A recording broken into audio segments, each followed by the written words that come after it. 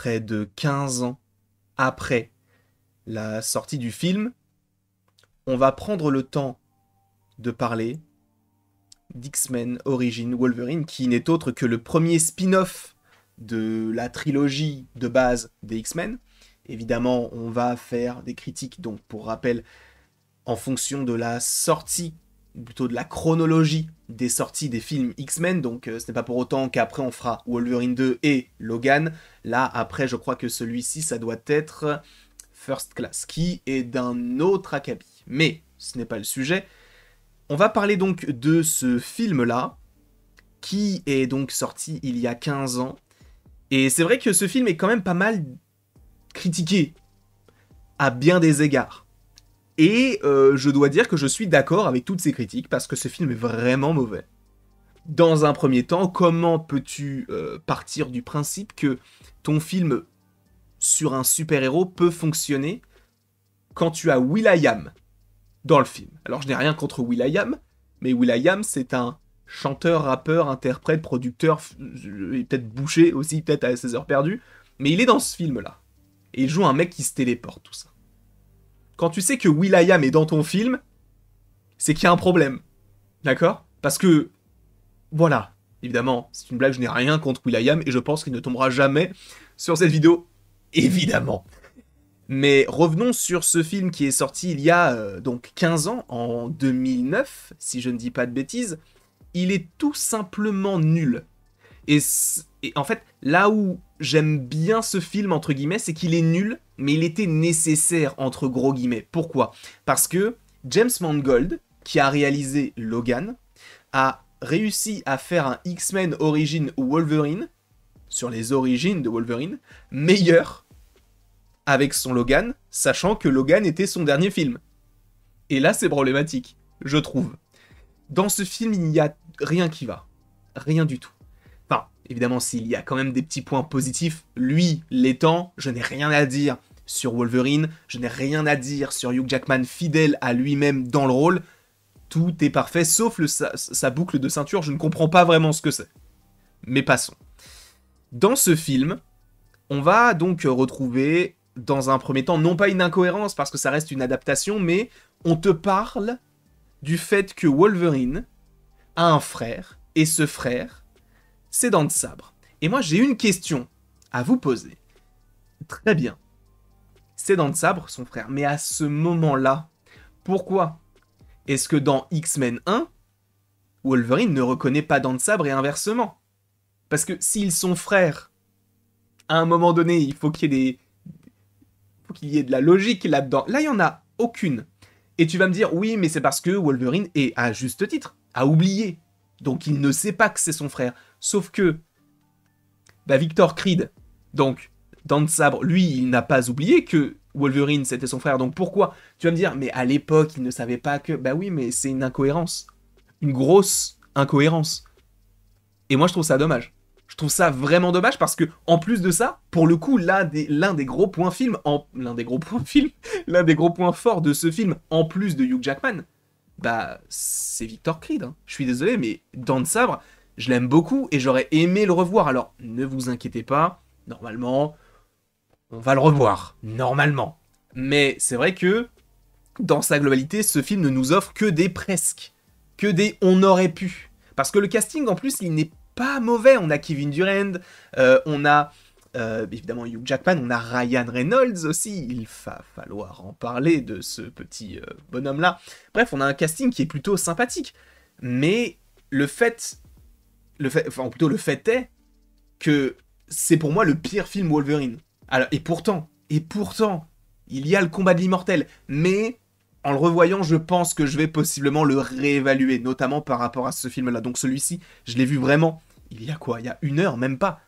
Et ce n'est pas possible. Ce n'est vraiment, en tout cas pour moi, ce n'est pas possible. D'ailleurs, j'ai oublié de mettre une petite photo que je vais vous glisser maintenant, et je vais tout simplement vous parler d'un des plus gros défauts de ce film, c'est lui, le croupier.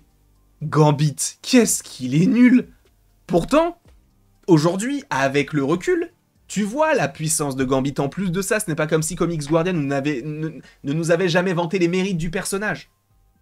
Le fait est que dans ce film-là, il est nul. Et il faut quand même aussi rappeler quelque chose. C'est que cet acteur qui s'appelle, je vais vous donner son nom tout de suite, il s'appelle Taylor Kitsch. Cet acteur-là, il a le don pour choisir les projets les plus nuls. Parce qu'en gros, sachez qu'il a joué aussi dans John Carter, qui est réputé comme étant l'un des films les plus mauvais de l'histoire, mais en plus de ça, les moins rentables de l'histoire. C'est quand même fou. Voilà. On le propose, Taylor Kitsch, qui donc interprète le personnage de Gambit. Il est ridicule, même son costume, il est nul. Enfin, sa vieille veste en cuir avec sa chemise violette et son... Le maton, à la limite, pourquoi pas, tu vois. Mais même ces scènes sont pas folles, il y a tellement mieux à faire, à mon sens. Donc ça, pour le coup, je trouve ça vraiment dommage, parce que, on le voit dans X-Men 97, il a un gros potentiel de pouvoir. Je pense que ce qui avait été supposément mis en place, c'était le fait que Gambit puisse bien possiblement rester, on va dire, du côté des films X-Men, même si, en termes de temporalité, on aurait dû changer d'acteur, puisque dans le film X-Men, dans celui-ci, X-Men Origins Wolverine, ça se passe à une temporalité du coup plus récente que les X-Men, et donc il aurait dû être un petit peu plus vieux si on continue sur X-Men 4 à la limite pour suivre X-Men l'affrontement final.